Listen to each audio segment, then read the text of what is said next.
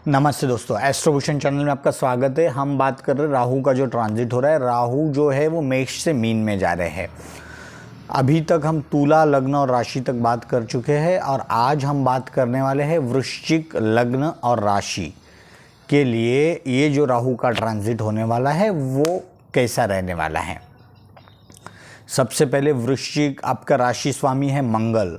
आप लोगों में ऐसे ही ऊर्जा ज़्यादा होती है, अग्रेशन ज़्यादा होता है, तो वो अग्रेशन आपको थोड़ा कंट्रोल करना है। पहले मतलब ट्रांजिट क्या हो रहा है वो एक अलग चीज़ है, बट अग्रेशन आपके अंदर रहता है और फिर जब गोचर के प्लैनेट वहाँ आते हैं तो वो आपको तकलीफ़ देते हैं। तो सबसे पहले आपको आपका जो गुस्सा है, आपका जो अग्रेशन है, उसको थोड़ा कंट्रोल में करना है। अब क्या हो रहा है, राहु आ रहे हैं 6th हाउस से 5th हाउस में आ रहे हैं, आपके पंचम भाव में। पंचम भाव है आपका प्रेम, विद्या, संतान, स्टॉक मार्केट, शेयर मार्केट। अब यहां पे क्या होगा, आपके संतान, बच्चों को लेकर यहां पे ये हो सकता है कि आपको सडनली, मतलब अगर आप मतलब एक नया कपल है, 1-1.5 साल 2 साल शादी होकर हुआ है और आप बच्चों की कोई प्लानिंग कर रहे हैं, तो सडनली आपको ये पता चल सकता है कि कहीं ना कहीं कोई तो डिफिशियंसी है, चाहे हस्बैंड या वाइफ दोनों में से किसी एक में हो, चाहे दोनों में हो। ज़्यादा करके अगर आप लेडी हो तो आपको डॉक्टर का ओपिनियन लेना है। कोई चीज़ आपको सडनली पता चल सकती है कि ये विटामिन, ये कैल्शियम की कोई कमी है या जो भी है इस तरह का।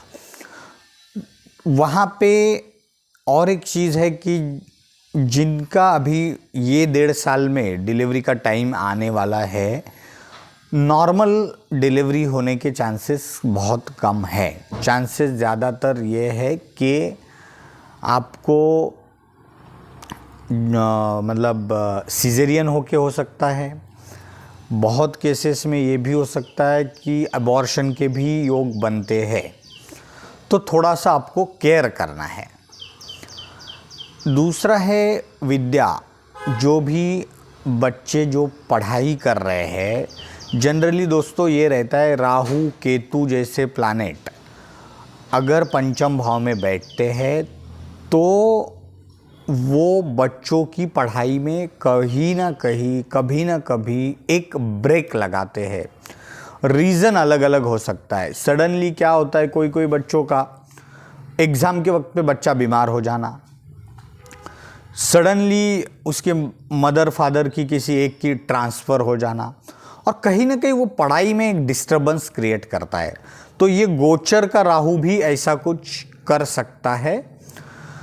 और एक रीज़न हो सकता है कि अगर आपके बच्चे थोड़े अगर बड़े हैं, जैसे कि उन्होंने बैचलर डिग्री कंप्लीट कर ली है, वो और पीएचडी करना चाहते हैं, मास्टर डिग्री लेना चाहते हैं, कहीं ना कहीं ऐसा हो सकता है कि उनके अंदर एक लालच आकर कि नहीं, अभी मैं पढ़ाई बस हो गई, अभी मुझे पैसा कमाना है, मैं अभी जॉब कर लेता हूँ, मैं अभी बिजनेस कर लेता हूँ, और अब ये पढ़ाई उस रीज़न से भी छूट सकती है। तो रीज़न कुछ भी हो सकते हैं, आपको थोड़ा केयर करना है। तो वो आपका 1-1.5 साल ये राहु अदरवाइज ख़राब कर सकते हैं।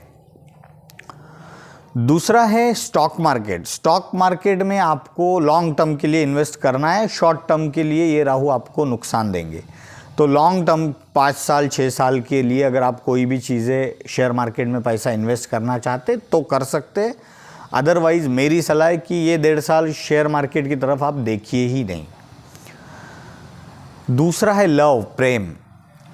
बहुत ज़्यादा चांसेस है कि जो प्रेम है वो सच्चा न होने का, मतलब यहाँ पे आपके साथ कोई धोखाधड़ी होने का चांस है।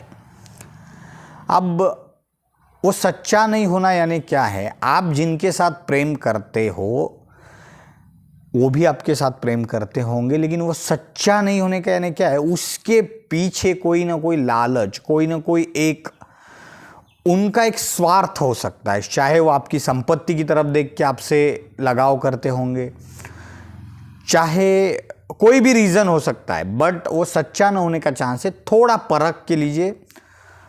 बहुत ही अपसर्ड स्टेटमेंट है मेरा, बट और शायद आपके हाथ में ना हो चीज़ें, फिर भी जितना भी आप उसे फिल्टर लगा सकते वो करेंगे तो वो आप उससे बच सकते हैं।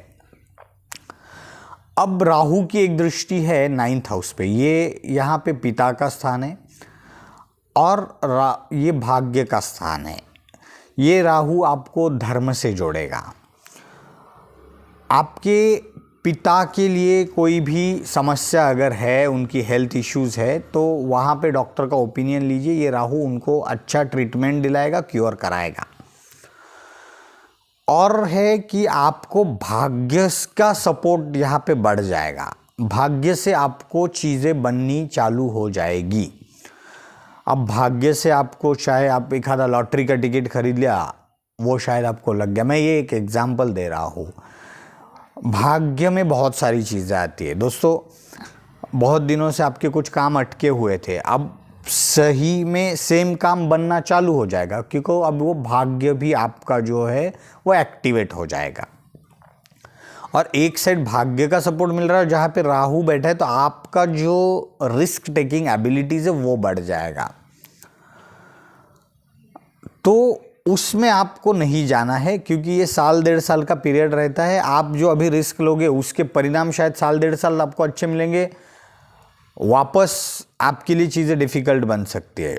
मतलब ये हो सकता है कि जैसे मैंने कहा, एक कोई लड़का है, उसने 10वीं तक की पढ़ाई किया और उसको कोई तो वो पार्ट टाइम काम कर रहा था। सडनली क्या हो गया कि उसने कहीं तो कुछ एक स्टार्टअप चालू किया, तो अब ये साल 1.5 साल वो राहु उसको वहाँ पे सपोर्ट करेंगे। बट साल 1.5 साल के बाद अगेन जब राहु का ट्रांजिट हो जाएगा, तब आपको रियलाइज़ होगा कि वो मेरा डिसीजन गलत था। तो डिसीजन आपके रॉन्ग होने के चांसेस ज़्यादा है। आप थोड़ा सा 2-3 लोगों का, 4 लोगों का ओपिनियन लीजिए, उस फील्ड के जो जानकार है उनसे थोड़ी सी सलाह लीजिए। और एक दृष्टि है 11th हाउस पे, ये इच्छा पूर्ति का स्थान है, आपका अर्निंग का स्रोत है। आपकी इच्छाएं बढ़ जाएगी, आप बहुत ज़्यादा ग्रीडी हो जाओगे। और ये ग्रीडीनेस भी कहीं ना कहीं, और एक दृष्टि आपके 1st हाउस पे भी है, वहाँ पे आपके विचार है। तो विचारों में भी क्या है कि आपका सत्सद विवेक यहाँ पे काम नहीं करेगा, क्योंकि वो राहु की दृष्टि है। राहु आपको जो सत्सद विवेक बोलते हैं उसके ऊपर एक शैडो डाल देता है। आप उस तरह से सोच नहीं पाओगे, आप शॉर्ट टर्म का गेन के ऊपर जाओगे और लॉन्ग टर्म का जो आपका बनने वाला भविष्य था उसको आप खराब कर सकते हैं। तो थोड़ा सा आपको आपकी इच्छाओं पे कंट्रोल कीजिए। मेडिटेशन, योगा, प्राणायाम पे आप फोकस कीजिए, ताकि ये जो आपकी इच्छा है वो कंट्रोल में रहे। और आपको, हाँ, बहुत सारे लोगों के लिए ये राहु, ये जो इच्छाएं है और ये है, आपके लिए एक अर्निंग का सोर्स डेफिनेटली तैयार करेगा। बट आप अभी जो है ना, साल 1.5 साल वो सेकंड अर्निंग सोर्स रखिए। आपका जो चल रहा है काम, उसको वही आपका प्राइमरी अर्निंग का सोर्स रखिए। जब आपको ऐसा लगेगा, ये राहु जब ट्रांजिट हो जाएगा और उसके बाद भी 6-8 महीने तक अगर वो सोर्स ऑफ इनकम जो आपका चल रहा है, तब आप उसमें फिर बड़ा इन्वेस्टमेंट करने का सोचिए। अदरवाइज आपको ये राहु, अगर आप इसी को आपका पहला अर्निंग सोर्स सोच के करोगे और जो है उसको छोड़ दोगे, तो दोनों भी जाने के चांसेस है। ये राहु आपको एक अर्निंग का सोर्स यहाँ पे दिलाएगा, सिर्फ आप उसे परख के आगे बढ़िए। और एक दृष्टि जैसे मैंने कहा 1st हाउस पे, तो विचार आपका जो है, आप विचारों में रॉन्ग डिसीजन लेने के चांसेस ज़्यादा है। अगेन वहाँ पे भी आपको ओपिनियन लेना है। तो ओपिनियन, सलाह मसलत और आपका इच्छाओं पे आप कंट्रोल रखोगे, तब ये राहु आपके लिए ये साल 1.5 साल में भी अच्छा रहेगा। क्योंकि 30 अक्टूबर को राहु ट्रांजिट करेगा, उसके बाद 18 महीने 18 दिन तक वो राहु वहाँ रहने वाला है। तो आप खुद आपके रिजल्ट्स कैसे मिल रहे हैं उसके ऊपर आगे जाइए।